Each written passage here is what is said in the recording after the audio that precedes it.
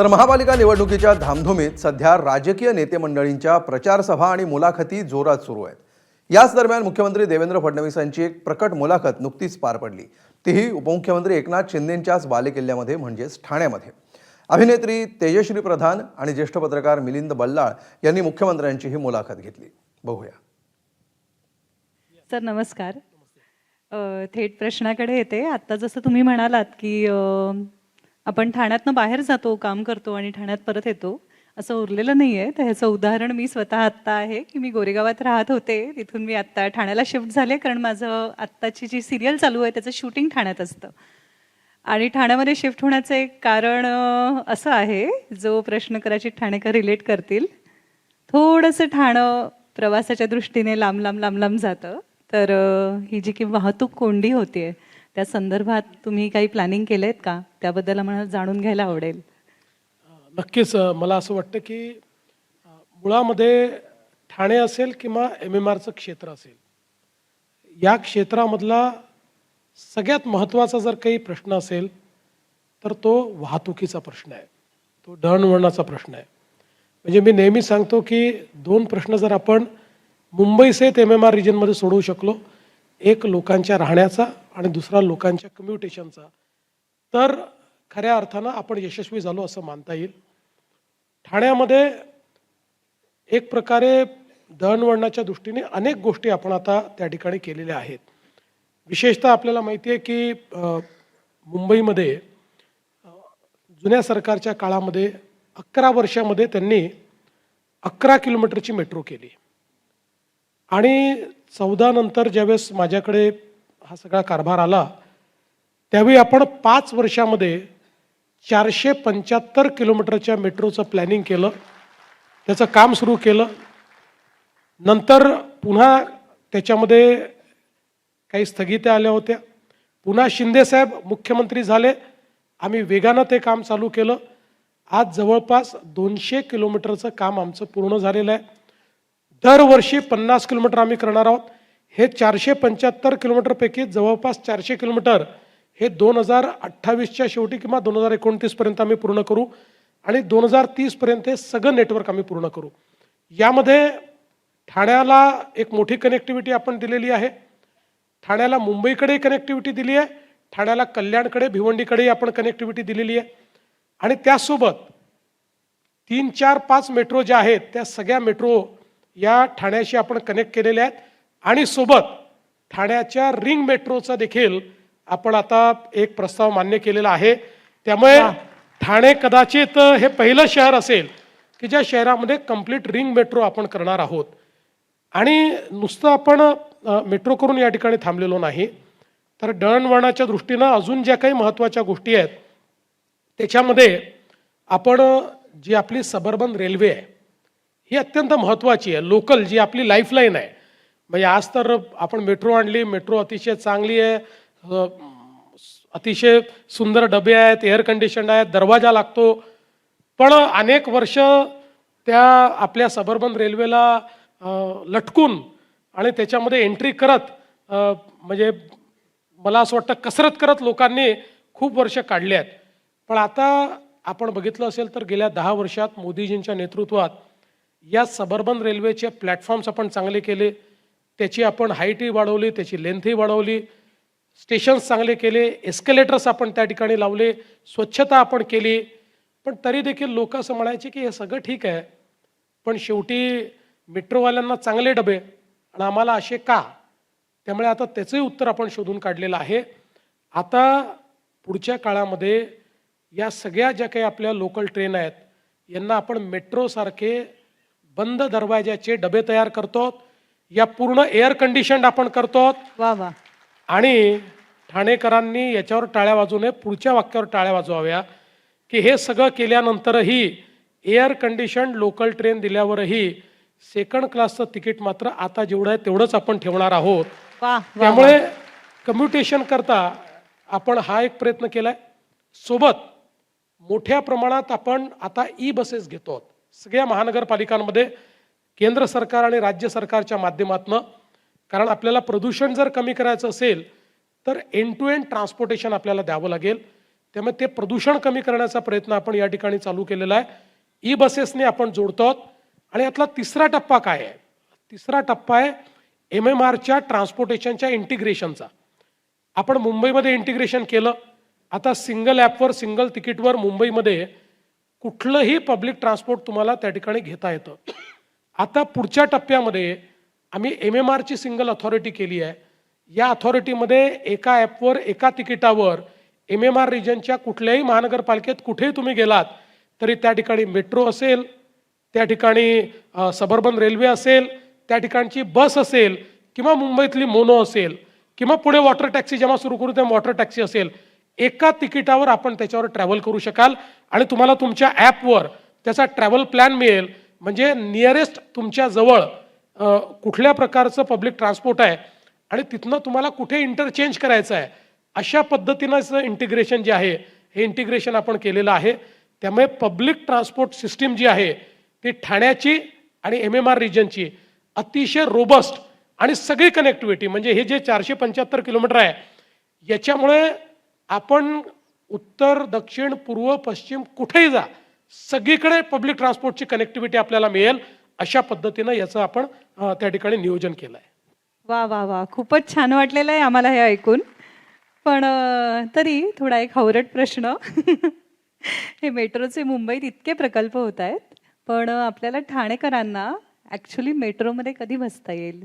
मला असं वाटतं की पहिल्या टप्प्यात तर ठाणेकरांना येत्या 2 वर्षातच मेट्रोमध्ये बसता येईल. पण सगळे टप्पे ठाण्याचे जे आहेत ते पूर्ण करायला आम्हाला 2030 साल उजाडेल. म्हणजे 29 पण थोडं त्याचे टप्पे जे आहेत ते आम्ही लोकार्पित करत जाऊ. पण अंतिम नेटवर्क जे आपलं पूर्ण व्हायचं आहे ते मात्र 2030 मध्ये सगळं पूर्ण होईल. पण तोपर्यंत ठाणेकरांना बहुतांश मेट्रो ही मिळालेली असेल. वा, छान वाटतंय ऐकून. पण मग आता ही बुलेट ट्रेन आधी येणार की रिंग मेट्रो आधी येणार? दोन्ही आजूबाजूलाच येणार आहेत. दोघांची कॉम्पिटिशन चाललेली आहे. बुलेट ट्रेन आधी येऊन गेली असती पण मध्यंतरीच्या काळामध्ये आपल्याला माहिती आहे की आमच्या उद्धवजींना अचानक बुलेट ट्रेनचा राग आला आणि त्यांनी त्याला स्थगितीच देऊन टाकली आणि सगळी कामं थांबवून दिली. गुजरात साईडला काम चाललं होतं, महाराष्ट्र साईडला बंद होतं. पण शेवटी ईश्वराच्या मनात असतं ते होतं. त्यामुळे पुन्हा एकदा आमचं सरकार आलं, शिंदेसाहेब मुख्यमंत्री झाले, सगळ्या स्थगित्या आम्ही दूर केल्या, पटकन लँड ॲक्विजिशन केलं. आता अत्यंत वेगाने आमचं ते काम चाललेलं आहे आणि मला असं वाटतं की 2028 मध्ये आपल्याला बुलेट ट्रेन कदाचित या ठिकाणी पाहायला मिळेल अशी परिस्थिती आलेली आहे. वा. आपण ठाण्याशी मुंबईची असलेली कनेक्टिव्हिटी याबद्दल आता बोलतोय, तर मला अजून एक प्रश्न विचारायचा आहे. मुंबईचा कोस्टल रोड ज्याबद्दल खूप उत्सुकता असते, सगळ्यांनाच असते, तो ठाण्यात येईल का हो कधीतरी? म्हणजे तुम्ही कोस्टल रोड करण्याबद्दल काही विचार केलायत?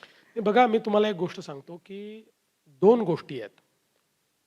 आपण कोस्टल रोडचा जेव्हा विचार करतोय त्यावेळी एकतर मुंबई कोस्टल रोड हा ठाणे जिल्ह्यात आणि तिथनं पलीकडे कसा जाणार आहे पहिल्यांदा आपल्याला सांगतो की आता मुंबई कोस्टल रोड हा बांद्र्यापर्यंत आलाय. आता बांद्रा वर्सोवाचं काम आपलं चाललेलं आहे. वर्सोव्यावरनं तो दहिसरला जाणार आहे, दहिसरवरनं तो भाईंदरला जाणार आहे आणि भाईंदरवरनं तो विरारला जाणार आहे. म्हणजे आता भाईंदर टू विरार म्हणजे उत्तन, भाईंदरचं जे उत्तन आहे उत्तनपासनं तो विरारला जाणार आहे. विरारपासनं एक मल्टी मॉडेल रोल कनेक्टिव्हिटीचा हा थेट अलिबागपर्यंत जाणार आहे. म्हणजे आपण जर विचार केला तर मुंबईला पूर्ण एक रिंग रोड आपण तयार करतो आहोत या कोस्टल रोडच्या माध्यमातून. आणि ठाण्याचा जर आपण विचार केला तर वसईची खाडी आणि ठाण्याची खाडी अशा जे 2 भाग आहेत या 2 ठिकाणी आपण 2 अशाच प्रकारचे कोस्टल रोड ठाण्याचे आपण तयार केलेले आहेत. या ठाण्या कोस्टल रोडचा जो पहिला जो काही भाग आहे ज्या भागामध्ये आपण खारेगावपासनं त्या ठिकाणी नाक्यापासनं तो गायमुखपर्यंत जो नेणार आहोत याचं जवळपास 94% आता लँड ॲक्विजिशन झालं. याचं काम आपण सुरू करणार आहोत. यामुळे सगळ्यात महत्त्वाचा फायदा काय होणार आहे की आज आपण जर विचार केला तर ठाण्यामध्ये इतका ट्रॅफिकचा प्रॉब्लेम काय आहे तर सगळा गुजरातचा जो काही वाहतूक आहे ही जी JNPTला चाललेली आहे ही सगळी ठाणे शहरातनं चाललेली आहे.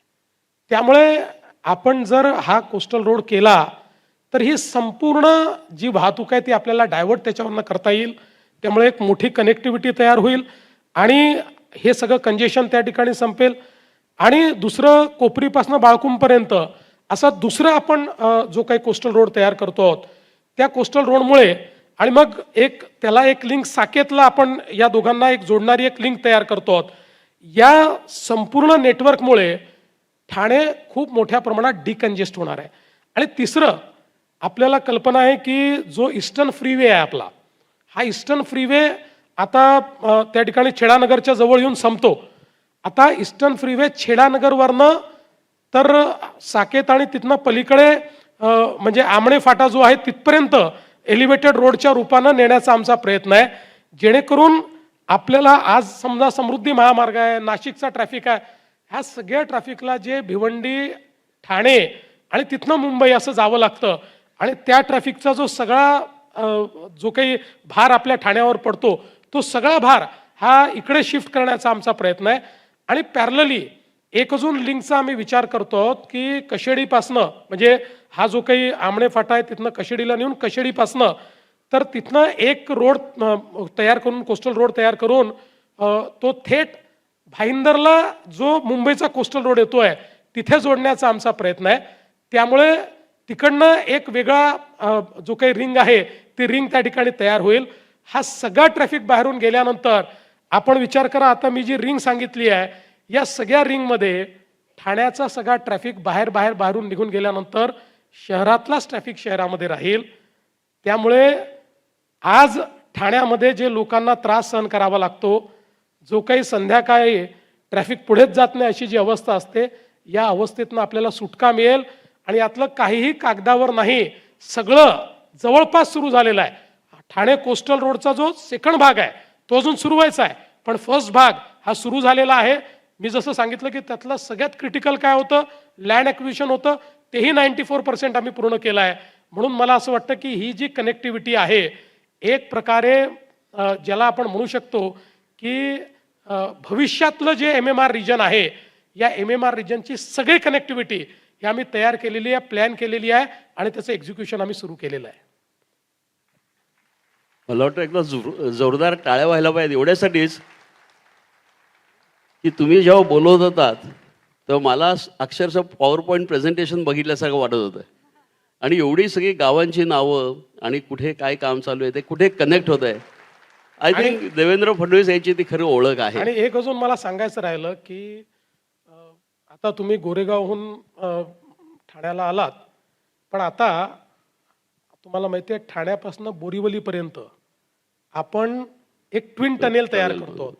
हो 23 किलोमीटरचा जो काही हा रस्ता आहे आता ज्याच्यात 2 तास लागतात, आता या ट्विन टनेलमुळे तो जवळपास 13 किलोमीटरचा होणार आहे आणि 15 मिनिटात आपण तिथे पोहोचणार आहोत. आणि आपण त्या ठिकाणी बोरिवलीवरनं म्हणजे त्याच्याजवळून गोरेगावपर्यंत आपण एक पॅरलल अशा प्रकारचा त्या ठिकाणी म्हणजे वेस्टर्न एक्सप्रेसवेला पॅरलल रोड एक तयार करतो आहोत.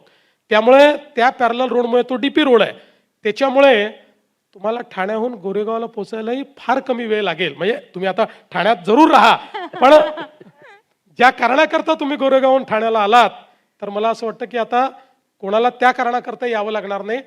गोरेगावमध्ये राहून रोज ठाण्याला जरी यायचं असलं तरी काही अडचण येणार नाही. हे ऍक्च्युली ऐकून म्हणजे सगळ्यांनाच छान वाटणार आहे. पण आता माझ्या क्षेत्राबद्दल सांगावं तर आमची अर्धी इंडस्ट्री ठाण्यात आलेली आहे आणि अर्धी इंडस्ट्री गोरेगाव आणि मालाड साईडला आहे. त्यामुळे ही खूपच आनंदाची गोष्ट आम्हा कलाकारांसाठी आता तुम्ही सांगितली आहे. अजून एक प्रश्न जो सर्वसामान्य लोकांच्या मनातला आहे आणि तो तसा ज्वलंत झालेला, म्हणजे प्रश्न पाण्याचा असला तरी तो ज्वलंत झालेला आहे. तो असा आहे की शहरं वाढत आहेत, ठाण्याचंच नाही, मी कल्याण डोंबिवली पण म्हणेन, बदलापूर, अंबरनाथ, सगळीच म्हणजे मुंबईसुद्धा. तर ठाण्यापुरतं आपण आता ठाण्यात आहोत म्हणून ठाण्याबद्दल बोलायचं तर पाण्याचा प्रश्न गंभीर आहे. म्हणजे अजूनही टँकर्स संपूर्णपणे बाद झालेले नाही आहेत आणि नवीन नवीन हाऊसिंग कॉम्प्लेक्सेस जिथे लोक कोट्यवधी रुपये देऊन घरं घेत आहेत तिथे टँकरचं पाणी पितात. ही एक खूप मोठी समस्या आहे. म्हणजे ह्या निवडणुकीत जर तुम्ही विचाराल मला एक पत्रकार म्हणून तर हे 3 प्रश्न आहेत की वाहतूक कोंडी, सार्वजनिक वाहतूक, डम्पिंग, पिण्याचं पाणी, हे सगळे जे विषय आहेत तर पिण्याच्या पाण्याच्या बाबतीत आमच्या ठाणे महापालिकेचं किंवा ठाणे जिल्ह्याचा एक प्रकल्प बरेच वर्षांपासून अडलेला आहे आणि तो कधी मार्गी लागेल ह्याबद्दल, कारण तो जर मार्गी लागला तर ते प्रश्न सुटतील. आणि ते हे काळू धरण, त्या काळू नदीवरचं जे धरण आहे ते होणं फार आवश्यक आहे. तर त्या दृष्टीने तुम्ही भातसाची उंची वाढवलीत तरी प्रश्न सुटला नाही. तर काळूबद्दल तुम्ही काय सांगू शकाल? मुळामध्ये आपण जर विचार केला तर संपूर्ण MMR रिजन जे आहे, या रिजनमध्ये आज पाण्याचा प्रश्न निर्माण झाला आहे. कारण आपण जी तयार केलेली धरणं आहेत, आता त्या धरणांमधनंच सगळ्यांना पाणी मिळतं, सगळ्यांची लोकसंख्या वाढते. त्यामुळे एक प्रकारे हळूहळू महानगरपालिकांमध्ये पाण्याचं युद्ध हे आपल्याला पाहायला मिळतं आहे. मागच्या काळामध्ये सूर्याचा प्रकल्प आम्ही पूर्ण केला, मी जेव्हा मागचा मुख्यमंत्री होतो त्यावेळेस.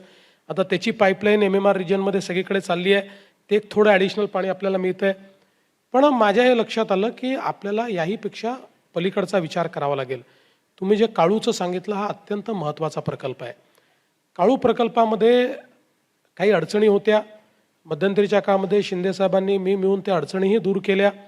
कारण खूप मोठ्या प्रमाणात ॲक्विजिशन करावं लागणार आहे आणि विशेषतः काही आदिवासी गावं आहेत, काही आदिवासी पाडे आहेत, त्याचंही ॲक्विजिशन करावं लागणार आहे, त्याचं रिसेटलमेंट आधी करावं लागणार आहे. अशा अनेक अडचणीतनं काळू त्या ठिकाणी जात असताना आम्ही त्याचा जो काही विषय आहे तो तर मार्गी लावतोच आहोत. पण सगळ्यात महत्त्वाचं हे होतं की आपल्याला समजा काळू होऊन सगळं पाणी मिळतपर्यंत पुढचे 5, 7, 8 वर्ष लागतील. आजचा प्रश्न कसा सोडवायचा? तर 2 प्रकल्प अत्यंत महत्त्वाचे होते, पोशीर आणि शिलार.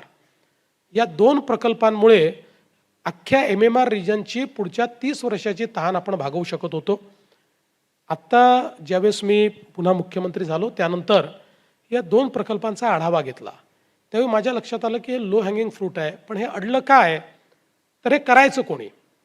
त्या ठिकाणी जलसंपदा विभाग असं म्हणायचं की बाबा हे प्रकल्प तर फक्त अर्बन वॉटर सप्लायचे प्रकल्प आहेत, त्यामुळे आम्ही का करायचे? आणि MMRDA किंवा महानगरपालिका म्हणायच्या की आमचं तर कामच नाही धरण बांधणं, आम्ही का करायचं? मी एक दिवस दोन्ही फाईल्स बोलवल्या आणि आपण पाहू शकता त्या दोन्ही फाईल्सवर मी एक मोठी नोट लिहिली, सगळ्यांना ओव्हररूल केलं आणि त्याच्यावर मी लिहिलं की MMR रिजनच्या वाढत्या लोकसंख्येकरता हे प्रकल्प जर वेळेवर केले नाहीत तर MMR रिजनला पुढच्या काळामध्ये आपण कुठलीच ग्रोथ करू शकणार नाही. आणि म्हणून हे दोन्ही प्रकल्प MMRDAने करावे. त्याकरता MMRDAने कर्ज उभं करावं. ते कर्ज उभं करण्याकरता राज्य सरकार त्याला गॅरंटी देईल आणि ज्या मोठ्या महानगरपालिका आहेत, ज्यांच्याजवळ 2 पैसे आहेत, अशा महानगरपालिकांनी पुढच्या काळामध्ये ते पाणी घेत असताना त्याच्यामध्ये काहीतरी कॉन्ट्रीब्युशन करावं. अशा पद्धतीचा त्याचा निर्णय झाला. केवळ निर्णय होऊन थांबला नाही, निर्णय झाल्यानंतर त्याचं संपूर्ण प्लॅन एस्टिमेट करून सगळ्या मान्यता करून टेंडर करून त्याचा वर्क ऑर्डर देऊन पोशीर आणि शिलारचं काम आम्ही सुरू करतो. म्हणजे आता हे पुढच्या 3 वर्षामध्ये 2 प्रकल्प झाले की ठाण्यासहित जे MMR रिजन आहे त्या रिजनला पुढचे 30 वर्ष चिंता करावी लागणार नाही. पॅरलली 1 वर्षामध्ये काळूच्या सगळ्या ज्या काही अडचणी आहेत त्या अडचणी आम्ही त्या ठिकाणी दूर करू आणि त्याचंही काम आम्ही सुरू करू. आणि दरम्यानच्या काळामध्ये मुंबईकरता देखील जो गारगाईचा प्रकल्प होता, बघा कधी कधी काय असतं की छोट्या छोट्या गोष्टीकरता प्रकल्प थांबले असतात. गारगाईचा प्रकल्प हा मुंबईकरता सगळ्यात फिजिबल प्रकल्प होता. त्या प्रकल्पामुळे 500 MLD पाणी मुंबईला ग्रेडियंटने मिळणार होतं. पण गेले 10-15 वर्ष दरवेळी जो वन विभाग आहे तो वन विभाग त्याची परवानगी नाकारायचा, म्हणजे फॉरेस्ट अँड एन्व्हायरमेंटची परवानगी मिळायची नाही. मी आमचे प्रवीण परदेशी आहेत मित्राचे अध्यक्ष, मी त्यांना सांगितलं, कारण ते फॉरेस्ट आणि एन्व्हायरमेंटचे एक्सपर्ट आहेत, मी त्यांना सांगितलं की तुम्ही याचा अभ्यास करा आणि याच्यात काय सोल्युशन आहे ते सांगा. आणि सगळा अभ्यास केल्यानंतर लक्षात आलं की या गारगाईच्या क्षेत्रामध्ये 5 गावं आहेत. या 5 गावाचं जर आपण रिसेटलमेंट केलं तर हा एन्व्हायरमेंटली सस्टेनेबल प्रकल्प होतो आणि याला मान्यता मिळते. त्या 5 गावाच्या लोकांची आम्ही चर्चा केली तर त्यांनी ओव्हरवेल्मिंग सांगितलं की आम्हाला बाहेर निघायचंच आहे, आम्ही रिसेटलमेंटला तयार आहोत. आणि आम्ही तो निर्णय घेतला. आता त्या संदर्भात सगळी परवानग्या मिळाल्या त्याचंही टेंडर आम्ही काढलेलं आहे आणि त्याचंही वर्क ऑर्डर पुढच्या महिन्यामध्ये आम्ही देऊ. ते 500 MLD पाणी तिथे मिळाल्याबरोबर हे जे काही ठाणे जिल्ह्यात किंवा आपले जे प्रकल्प आहेत यांच्यावर जो 500 MLDचा मुंबईचा ताण येणार होता, आता तो ताण देखील आपण कमी केलाय. त्यामुळे पुढच्या MMR रिजनचा विचार करून पिण्याच्या पाण्याची व्यवस्था आता आपण केलेली आहे. मला अजून एक प्रश्न विचारायचा आहे आणि तो आता, कारण की ही निवडणूक जी आहे या निवडणुकीत प्रथमच मतदान करणारे लोक खूप आहेत. 35च्या आतले जवळजवळ 30% आहेत. म्हणजे ज्यांना आपण जेन झेड म्हणतो किंवा आता अल्फा आणि त्याच्या अगोदर मिलेनियल्स वगैरे. तर ह्या तिन्ही प्रकारच्या लोकांना त्यांच्या सरकारकडनं खूप मोठी अपेक्षा आहे आणि ती महापालिकेच्याही माध्यमातून होऊ शकते. म्हणजे उदाहरणार्थ राज्य शासनाने ठाण्यात मुंबई विद्यापीठाचं उपकेंद्र सुरू केलं. ते अजून त्या पद्धतीने कार्यरत झालेलं नाही ज्या पद्धतीने व्हायला पाहिजे होतं. त्या पद्धतीने ते होणं आवश्यक आहे. परंतु एज्युकेशन हा एक सेक्टर केवढा मोठा आहे आणि ह्या सर्व शहरांमध्ये जर तिथल्या ह्या जनरेशनला, कारण की ही जेन झेड ज्याला आपण म्हणतो ती 1997 ते 2012ची, म्हणजे ते शहरीकरण सुरू झाले तेव्हा ते ज्युनियर KGला वगैरे असतील, ते आता कॉलेजला जायचे आले.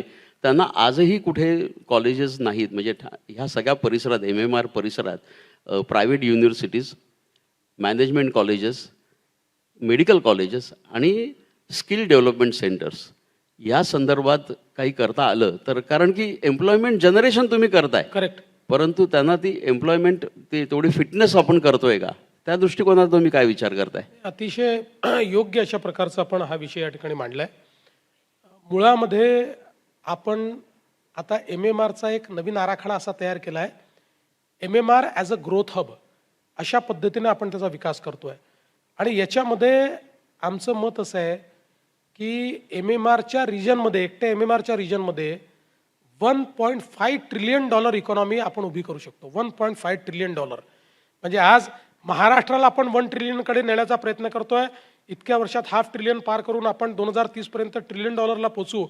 पण एकटं MMR रिजन हे 1.5 ट्रिलियनचं होऊ शकतं. आणि म्हणून त्याचा एक रोडमॅप आपण तयार केला आहे. त्या रोडमॅपमध्ये आपल्या इंडस्ट्री आहे, त्याच्यामध्ये टेक्नॉलॉजी आहे, त्याच्यामध्ये फ्रंटियर इंडस्ट्रीज आहेत, त्याच्यामध्ये फ्रंटियर टेक्नॉलॉजीज आहेत, अशा सगळ्याचा विचार केला आहे. पण हा विचार करताना आपल्याला निश्चितपणे त्याकरता मानव संसाधने तयार करावं लागेल. त्याचाही विचार त्याच्यामध्ये केला आहे. मला असं वाटतं, मी हा शब्द मगापासून टाळत होतो की फडणवीस साहेबांकडनं आपण विजन समजून घेऊया, पण मला वाटतं तुम्ही विजनच सांगताय आणि त्याबद्दल आम्ही तुमचे आभारी आहोत. ABP माझा, उघडा डोळे बघा नीट.